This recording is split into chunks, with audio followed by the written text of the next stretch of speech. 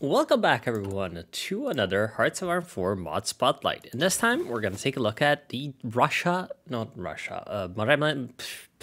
Dawn Modern Day mod update that just came out a couple days ago as of the recording and probably as of the uploading as well, if this is being uploaded on Monday, which, unless I forget, will happen. Anyway, it's been a while since a mod spotlight because the sort of Hearts of Iron 4 modding scene hasn't really been, well, I'm sure they've been doing things, but, you know, not many releases have happened. But, hey, they just released a modern day mod update, so let's cover it, or whatever, I don't know. So, this update is primarily focused on adding new technologies and systems to the game. And they also added a couple of focus trees, revamped a couple of other focus trees, and done, you know, just the average stuff, you know, bug fixing, blah, blah, blah, and ported the mod to no step back, obviously. Obviously, no step back with the trains and stuff. So, yeah, that's about it. Now, the new focus trees, it doesn't say exactly in their patch notes which ones are new. But let's quickly go over the ones that I know are new. Wait, Afghanistan? Are you sure that there's an Afghanistan tree? Yeah, no. For whatever reason, it says Afghanistan has a focus tree. Oh, really now? That's, I guess, the Northern Alliance focus tree. Interesting. Okay, so they do have an Afghanistan focus tree. This is definitely new. Let's check this out. So we've got a bit of a foreign policy down here. Recovery from the Civil War and the future of Afghanistan. So this is the war tree. Looks like that you're going to be doing once or while you're fighting the Taliban down to the south. Right, of course. So the usual, like, oh, really? It's actually just research instead of, research instead of, like, getting equipment, which is kind of dumb, but, I mean, okay, you get equipment here with the American Humvees and the American involvement. Ooh, oh no, incredible. Large-scale equipment production, elite guards, will further strengthen the protection of our field commanders from Al-Qaeda and Taliban infiltration. All right, so it looks like there's some kind of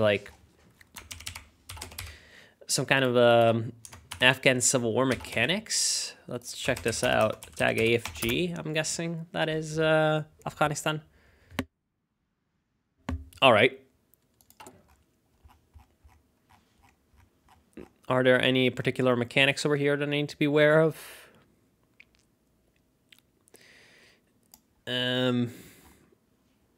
Maybe it's included in the counterterrorism operation or something. Yeah, looks like it, to be honest.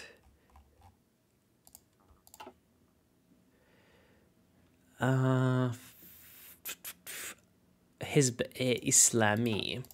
Right, so basically, yeah, you're doing that. These are all, these are all 35-day focuses. Get the army budget. And then you get the end of the war. I'm guessing this requires the Islamic Emirate to not exist. And then you can do recover from the Civil War. UN Peacekeepers. I wonder if this is going to mean that, like, the Afghan insurgency is in some way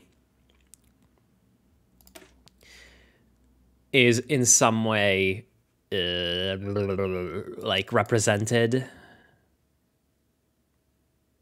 Less than 5% support.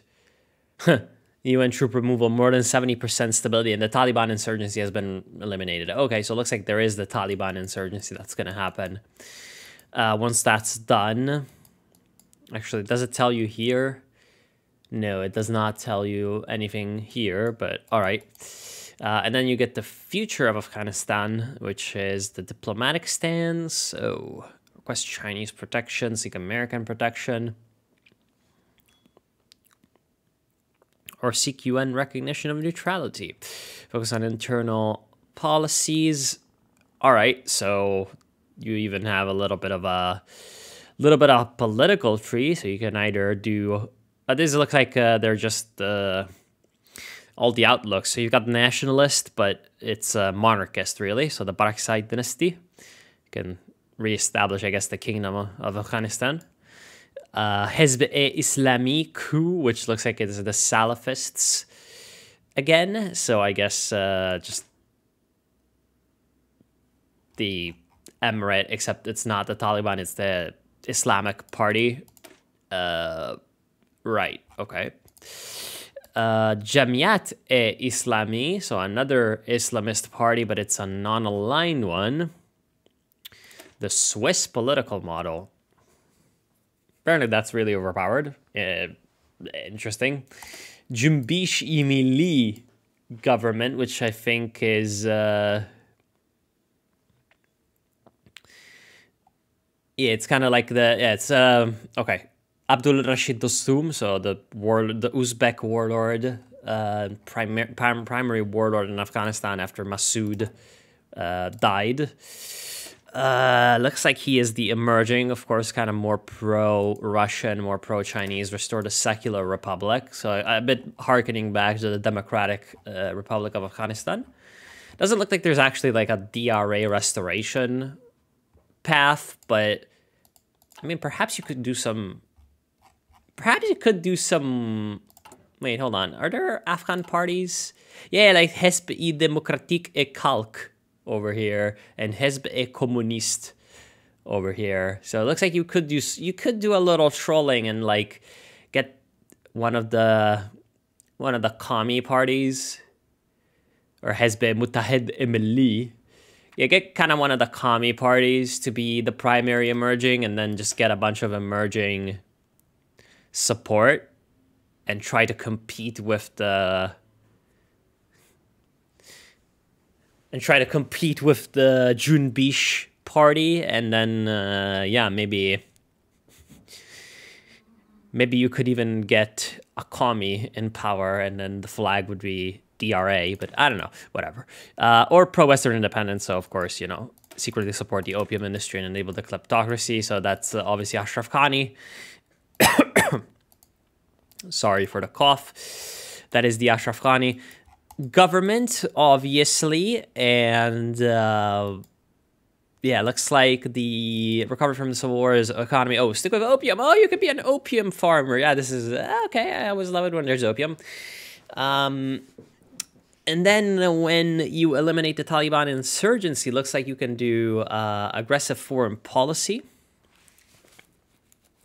If you have neo-imperialism active, which if I recall correctly is one of the stances over here. Yeah, you need to be autocratic ruling party. It used to be that you needed to be nationalist, but it looks like autocratic, whatever that means.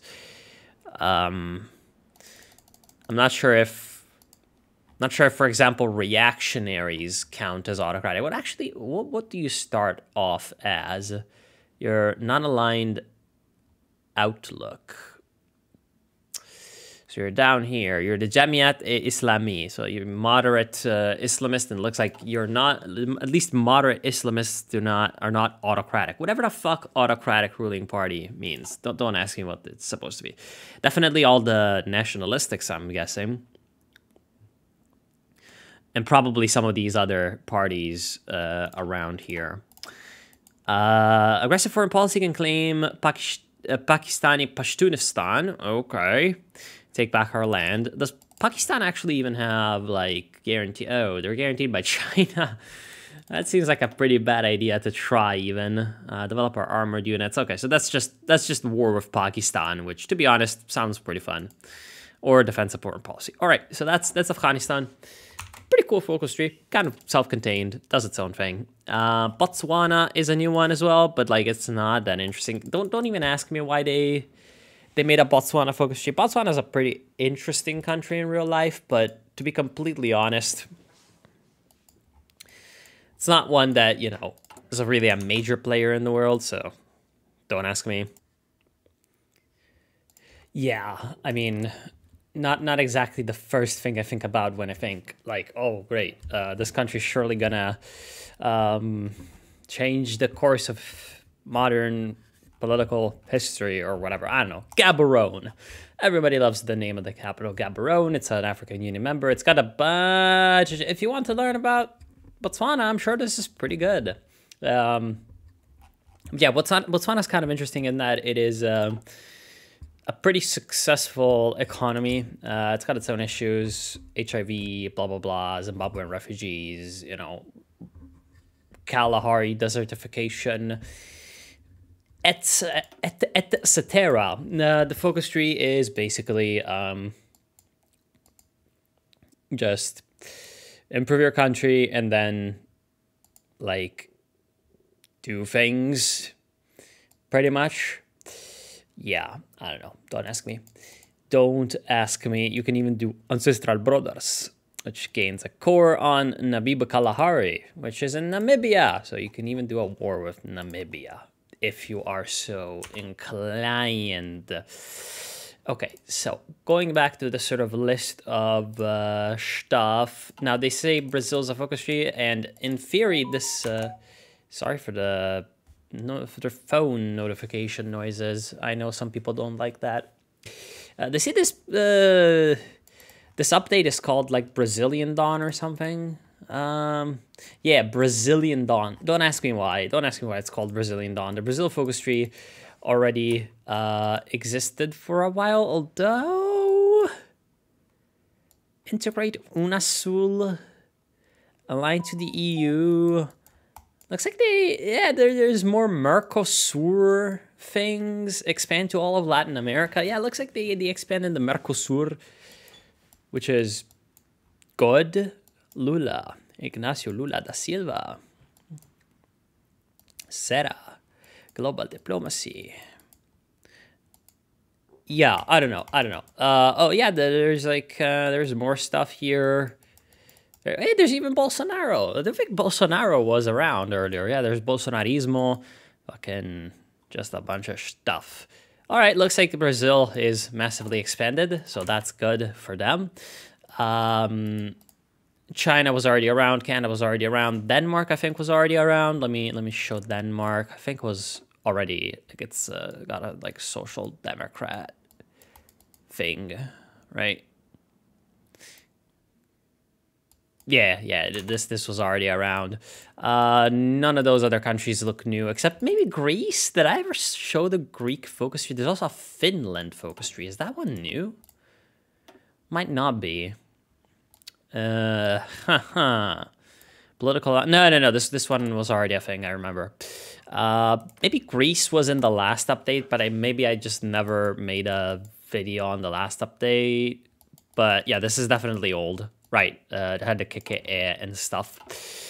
So basically, these are the new focus trees. As you can see, nothing too major, nothing too messy. Oh, there's also a South Korea one. I'd forgotten about this one. South Korea one is really, really cool. Looks like a bunch of military nonsense.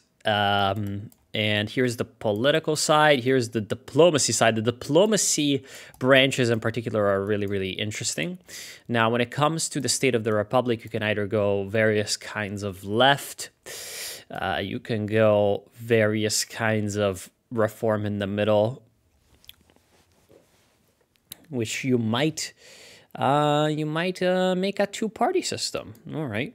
Or you could go with various forms of right-wing. Of course, Korea provides plenty of examples for that. You can even venerate Park Chung-hee and commemorate the dictatorship and install another dictatorship, the Yusin dictatorship. Which, wait, isn't that... There's the guy who just won is Yoon something, right? Let me check out Korea president, or president-elect, rather. I need to look... What is he called? Yoon. I don't remember the exact name of the guy. Yoon Suk-yeol. All right. I'm not sure what the Yusen dictatorship is supposed to be in terms of the Yusen part of the dictatorship, but basically it's just Syngman Rhee 2.0, I guess. Now, what's kind of funny about the diplomacy is middle power diplomacy. So it's Korea is a small country, but you can have a very outsized sort of diplomatic tree, which is cool. I always like those diplomatic trees, especially if they have interesting kind of choices. Like the one that you have when it comes to where you're going to ally with, either the Americans or the Chinese. In various forms, you can even launch a trade war with Japan and sort of antagonize Japan along with the China. Yeah, it's good. It's good. I like, and you can even do some. You can even do some funny in Africa. Let's just call it this way. So you have the Chaebol, which is the sort of Korean mega conglomerates. Let me see if I can show you that. Yeah, Chaebol. Yeah, Chaebol can get up to some trolling in Africa, which is going to build factories in Africa and give you some influence around there and do some neocolonialism, apparently. Political power gain plus 5%, resource gain efficiency plus 25%, tax cost minus 5%. Incredible. Just absolutely amazing. You gotta love it. Korea, strong. So that's Korea. Don't think anything else is particularly changed at all. So let's actually step forward into the whatchamacallit, the like changes to the systems that are quite interesting, really. When we talk about new content, the major ones are, let me actually tag over to the USA, because maybe they have the CIA already set up. I'm not sure if they did. Oh, for fuck's sake. Well, let's go to Russia then. Oh, tag Soviet. Not sure if, what do you mean you don't have enough civilian factories to do the intelligence agency? You little bitch boy. Then look at the intelligence agency letter, because I'm pretty sure they added some stuff to that. First, instead, we're gonna look at the missiles. Wait, why can I not? No, never mind. I selected R for kinetic bombardment. Oh, really now? First, we're gonna take a look at the missiles, but for some reason, it's not letting me do it. Excuse me. Okay, there we go. Now I see it.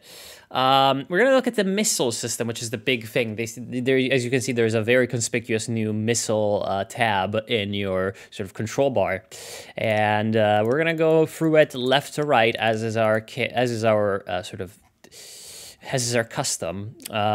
Here you can see that you can produce missiles, which are in a different tab from the regular production. That is because they actually require civilian factories rather than military factories, apparently. Oh, it looks like the AI does produce missiles. All right, interesting. They're doing some, yeah, they have selected some missiles to produce. Okay, that's good to know, because that's one of the questions that I sort of wanted to ask myself. The other one is, does the AI actually know how to use missile strikes and actually carry them out? But that's something that I'm gonna discover as I play the update. Now, there's, as you can see, various different types of missiles to represent, sort of all the arsenals of modern warfare. We have ICBMs right at the top, so intercontinental ballistic missiles, the big boys. Then we have IRBMs, which are intermediate range ballistic missiles. SLBMs, these are submarine launched ballistic missiles. ALCM, which is, I think, an interceptor type of thing, like an anti whatever missile, right? Let me check it out. Oh no, that's actually an air-launched cruise missile, right? Never mind. Really, air-launched cruise missiles. I wonder how you use that, and also the ballistic, the ballistic missile submarine ones, because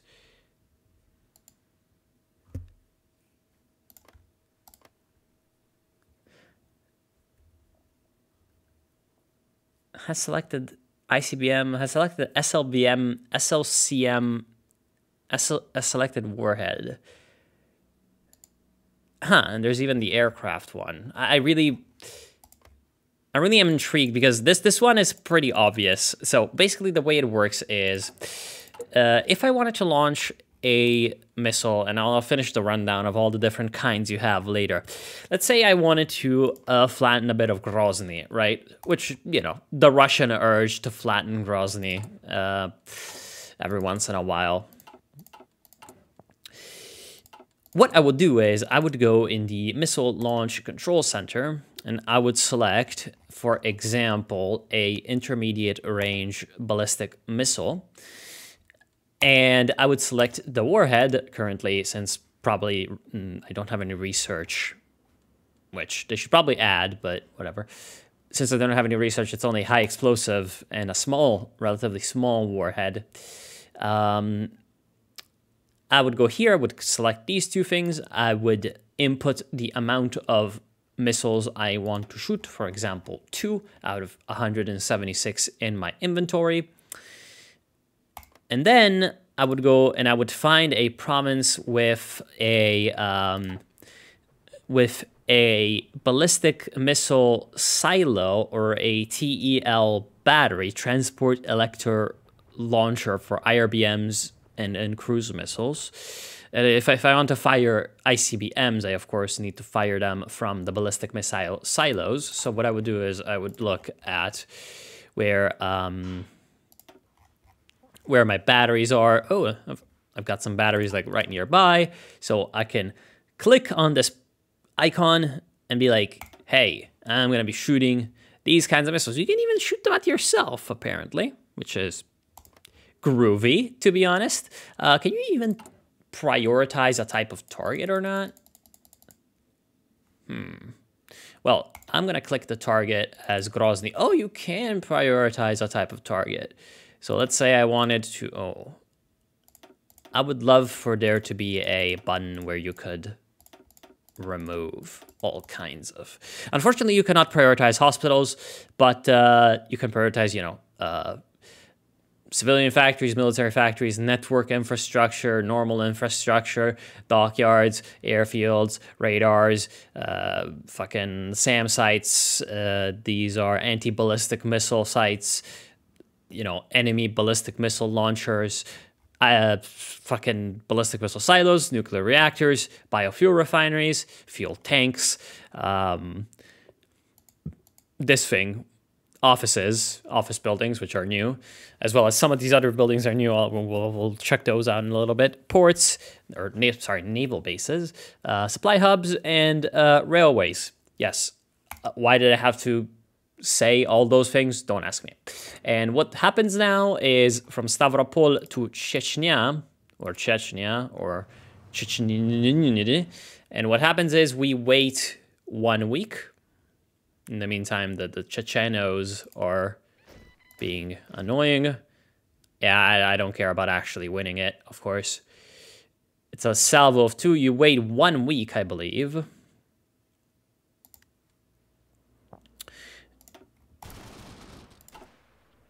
Did it not do it?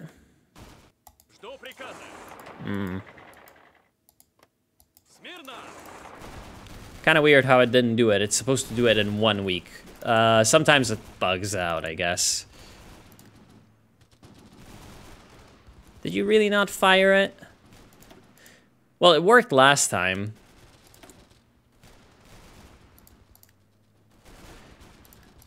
I really kind of wanted to show you how this worked.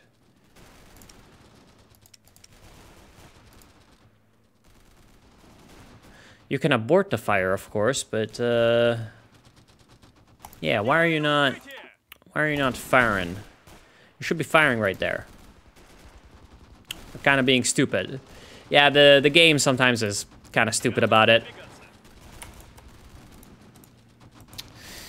But basically, yeah, it's gonna fire it and do its own thing. At least against Chechnya, the missile things are pretty effective. Yeah, you should has selected a launch point. Yeah, you should have that locked down there, buddy. Really don't understand what your problem is. Don't have a stockpile of smaller missiles though. Yeah, what is the issue right there? Don't ask me what the issue is supposed to be.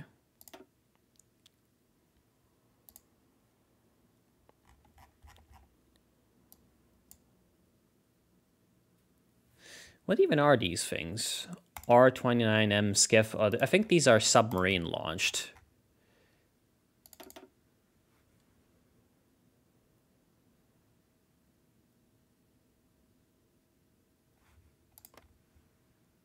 Huh. Yeah.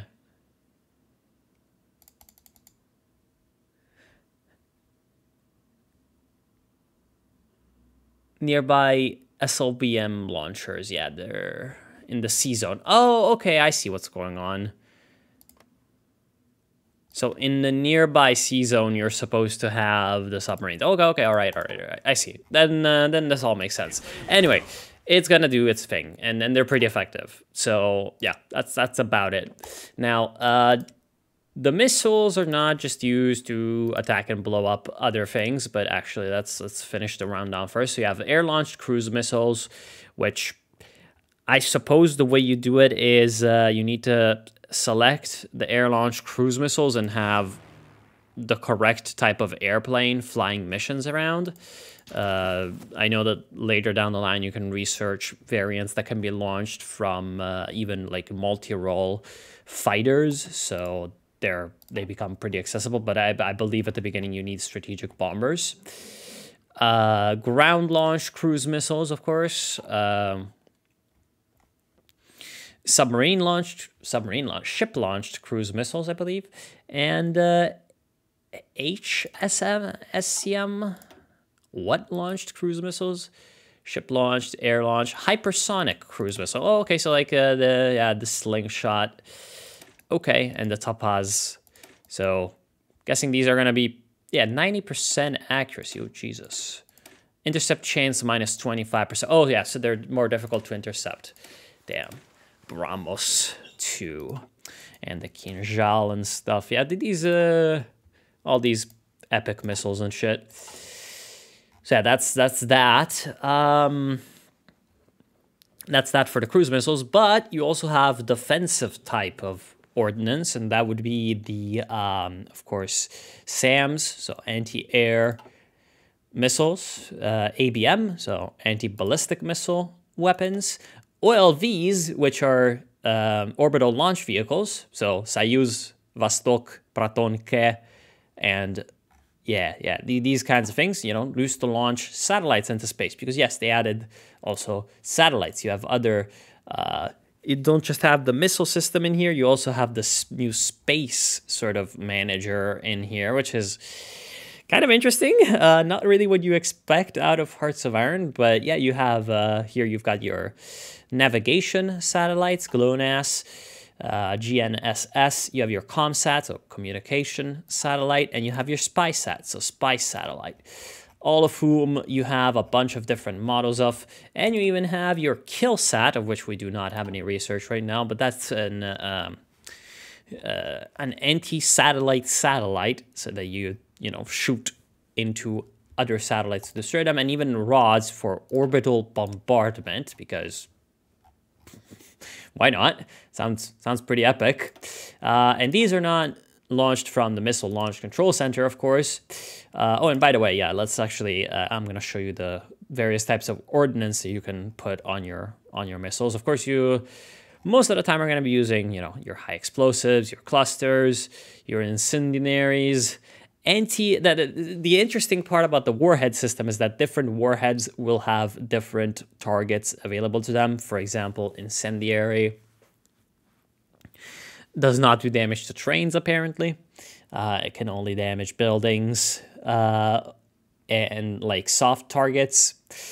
Anti-electrical warheads damage radars and, you know, SAM sites. So that's pretty good. And even down the line, you even have EMP, electromagnetic pulse, for, again, you know, these electronic targets. Even anti-radiation, which has a lot of damage against, of course, radars and SAM sites, used to soften up enemy air defense networks before your Air Force goes in. Anti-runway bomblets to destroy runways and supply depots, thermobaric warheads, which do massive damage to structures, to big structures, bigger cluster munitions, bigger high explosive, bigger incendiaries, and bigger bunker busters. And also, these are all the conventional ones. You can even do the nuclear warheads, of course. Even funny ones, for example, like mini nukes somehow, and dirty bombs and neutron bombs. But of course, you're also your average sort of Cold War thermonuclear warheads that you expect, you know, to be able to use. And yeah, Russia, of course, has a decent amount of most of these in stockpile. How you use these is kind of different from the conventional ones, and I'll show you later in the nuclear policy.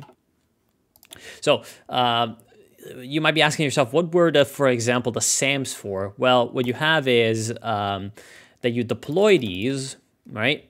That you deploy these in your fleet air defense. You deploy these in your ground air defense. Battery ratio is the ratio of deployed missiles to the number of available launchers. Yeah, to your land batteries that are around. You can even click auto deploy. You can even click auto deploy. And basically, these enter a modifier into your anti-air that is on the ground. Like your anti-air SAM sites. Their stats will be dependent on which missiles you assign to them, and this is going to be the same with your ships that are not going to just have missiles automatically, but their anti-air capabilities will be dependent upon. I really wish I could see the current stats and how they're affected by my missile choices, but whatever. Let's not think about this too much. As you can see, the air attack is minus 39% at the moment. Not sure how this. Yeah, because it's supposed to be 75.6, the Neostrashimi class. But this particular ship has 37.8, which, yeah, that sounds about right for minus 40% of 70 plus. So yeah, this means that you have to make sure that your missile stockpiles are large and up to date. And of course, better missiles are going to provide you with better, I guess, stats on deployment. You can also have boost and terminal missile defense, which is basically, anti-ballistic missile type of stuff. Again, sea and land, so deployed on your ships and deployed on your land. And mid-course missile defense, again, for defense against a higher up ballistic missiles on sea and on land. So you basically create a shield that's supposed to defend you from enemy missile strikes. Again, I'm not sure if the AI actually uses them. So, yeah. Anyway, this is the space. Welcome to space, gentlemen, or something. I don't fucking ask me. Let's say I hated the Japanese and I want to destroy the Japanese satellite constellations. Now, let's select Russia because we're Russia right now. By default, the game is going to tell you, hey, hello. This is your satellite, this is your satellite constellations, your satellite fleet. And what you have down here is that you can see a rundown of like how many satellites you launch into orbit, how many payloads are delivered, how many you lose, and how many anti-satellite weapons you are utilizing. Because yes, there is space warfare now in fucking Millennium Dawn. Incredible. So you can what you do is you produce your satellites from your production, then you get a launch vehicle, then you get the payload in it, and you launch it into space, which then when the satellites are deployed, they go into the number and quality of satellites gets computed into a modifier in the satellite systems, which I'll show you, which then goes into making a national spirit that makes pretty much everything in the category that satellite is used for better or worse, depending on whether you're actually under capacity or on capacity. However, you can also destroy enemy satellites with the anti-satellite missile, so you can get anti-satellite weapons, and you can go, hey, I don't like the British, let's shoot down their satellites. They have some Skynet? What the fuck? Brian, you're literally calling your military communications satellite Skynet?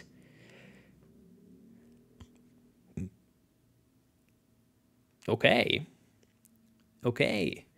They apparently also have satellite access from the America. Oh, apparently there's also diplomacy connected to satellites. Anyway, let's say I didn't like the British having satellites around that are called Skynet. I'm going to add those to the target list. Also, what I'm going to do is I'm going to use my own spy satellites to spy on the British, which gains me a 30% intel on the United Kingdom. That's pretty nice. And then I go back to Russia and go, oh, I have some targets. I would activate Kill Sat. If I'm at war with the United Kingdom, I can activate Kill Sats by having by having anti-satellite weapons or killer satellites in orbit. Launch ASAT. And that would hopefully destroy the British satellites, which is pretty interesting. And again, you also have orbital bombardment options, which are kind of sci-fi, but they're there, and I'm not sure how those work. So yeah, let's not think about that, because I've never tried them and I've never had the chance to look at that. Anyway, these are the modifiers that your satellites provide you. Let's actually first off check out whether or not we did get that 30% intel. Reconnaissance satellite system plus 6%, apparently, not 30%. But yeah, it's a good little buff, and I'm sure as your satellites get better and more numerous, then these bonuses are going to become more and more important. Right, let's go over to a country. Now that I've shown you most of the practical side of the missile tab, let's go to a country that can actually make an intelligence fucking agency. So they're forming the CIA right now, or whatever. They will benefit from our GNSS network. Yeah, okay, so this is offer ComSat, the military thing. You're offering your access. This kind of bloats the diplomacy tab slightly. Doesn't look like many other diplomacy options were added. USS coal bombing. It's like in Sudan. We're gonna nuke you, Sudan! We're gonna nuke you! Goddamn Sudan. You're terrorists. Yeah, need to wait for 16 days. So basically, yeah, that's that for that. However, the global navigation satellite system, blah, blah, blah, blah. So this is basically how you calculate, or how the game calculates how your satellites affect your country. Basically, you select which type of satellite you want to use for your networks.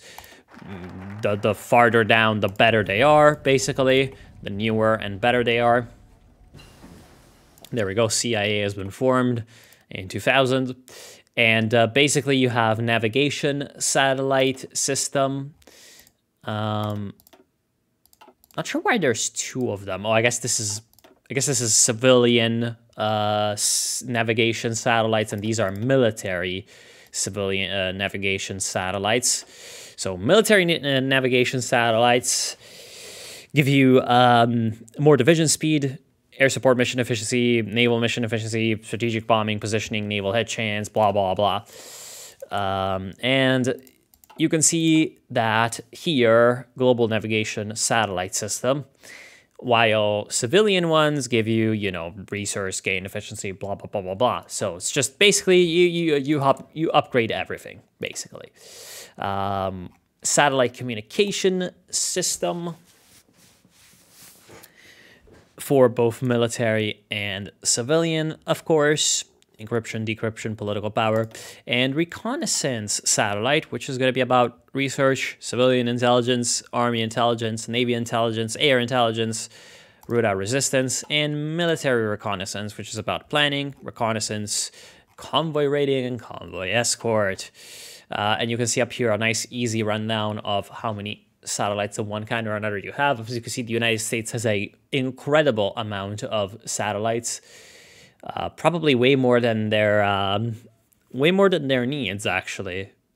Although it appears that they're only covering 54% of navigation satellites, but whatever.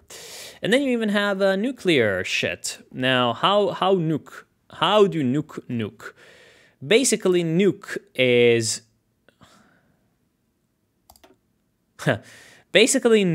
is divided into nuclear status, nuclear doctrine, or nuclear, as the Americans say, and nuclear program. Now, nuclear program is what kind of nukes are you producing and what you're doing with your, like, uranium, high enriched uranium or not. Your total nuclear deterrence, which is gained by nuclear reactors, nuclear material, and nuclear warheads, give you political power, but also the ability to get more modifiers that basically allow you to do more things with your nukes, right? So we currently have the policy of nuclear energy, which allows our nuclear reactors to produce fuel. Nuclear power, add -15% stability. Oh, has completed its nuclear power. Okay, all right. So that's just... we have a nuclear triad, of course.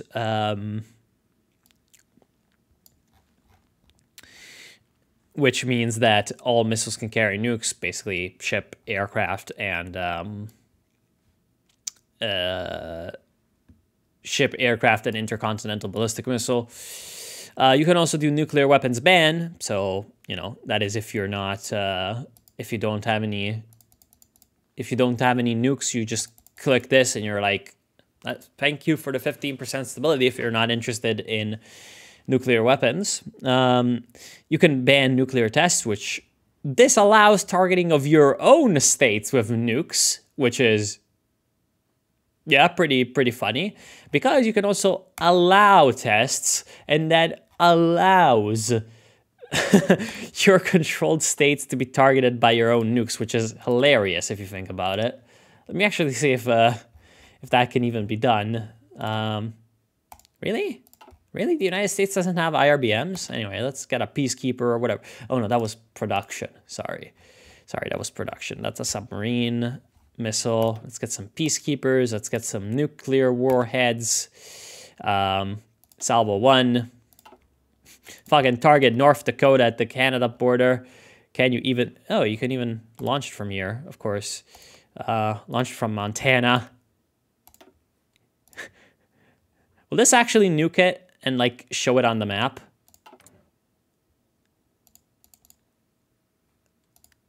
Wait, hold on. Oh no, hold on. The United States has first used nuclear weapons against the United States. Oh, it's a doctrine issue. We have no first use. Retaliatory strike. No, let's not do no first use. Let's do first strike. Oh, always when at war with target. Okay. Then how... I guess I got trolled by the game. Game telling me maybe...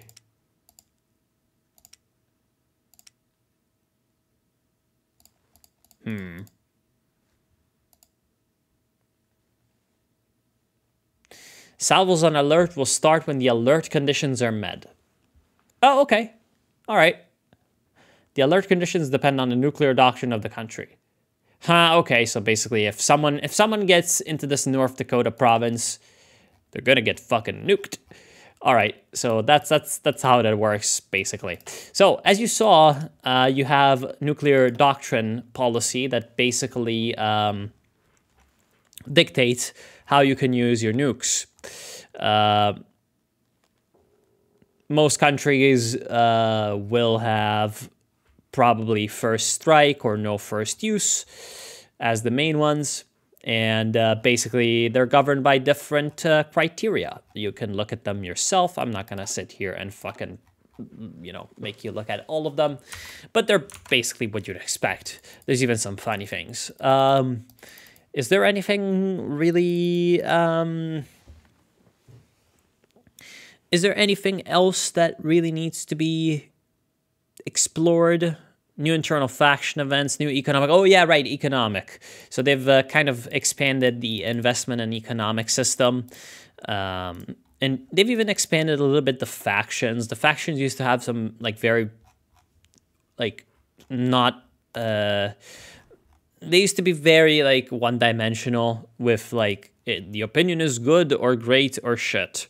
Now the opinion actually has, a bar that you can fill up or go down, and it's more dynamic, I guess, in a way. So that's good. And the economic system, they've added a nice little GUI bar that you can pop out, kind of a la TNO or Cold War Iron Current, both pretty good mods. This is a pretty good idea where you can very easily, instead of having this massive fucking thing over here that took up half the tab, you have it nice and compact. You can move it around, you can look at it, you can very, very easily see what your income is from and how it's partitioned and how it's expended, and that's nice. You don't need to fucking scroll up and down anymore to look at it. So that's nice.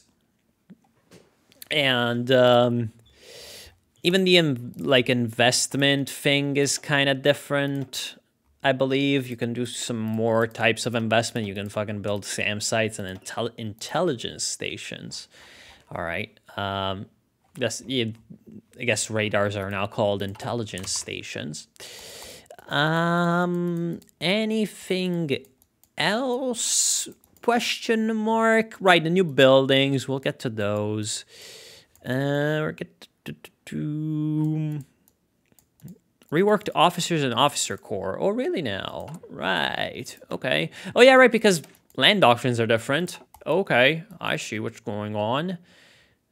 This technology cannot be researched in-game. Oh, really now? What do you mean? I guess you just research these and you have legacy doctrines. Oh, I see. So some people have legacy doctrines. Okay. And yeah. Okay, so you have a guerrilla warfare, you have a decentralized warfare, you have a network-centric warfare. It looks like they're basically just kind of pasted their old doctrine system but into the new thing. How are the officers different? Not sure. Don't care. Officer corps is fine. I like it. It's okay.